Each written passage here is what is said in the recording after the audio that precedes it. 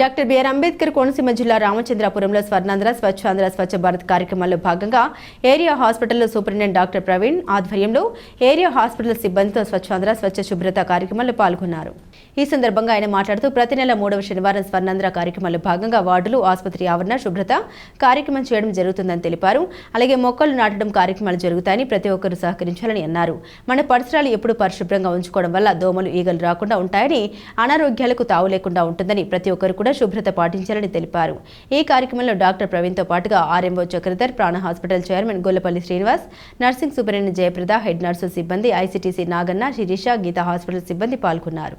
ఈరోజు పరిశుభ్రత గురించి నేను వేసిన ఈ ముందడుగు ఆంధ్రప్రదేశ్ రాష్ట్రాన్ని శుభ్రపరచడంలో సహాయం చేస్తుందని నమ్ముతూ ఈ రోజు నుండి నా తోటి వారికి కూడా స్వచ్ఛత కొరకు తడి మరియు పొడి చెత్తకు వేరు చేయడం గురించి అవగాహన కల్పించడానికి ప్రయత్నిస్తానని, మన ఆంధ్రప్రదేశ్ స్వచ్ఛ ఆంధ్రప్రదేశ్గా తీర్చిదిద్దేటట్లు నా వంతు కృషి చేస్తానని ప్రమాణం చేస్తున్నాను.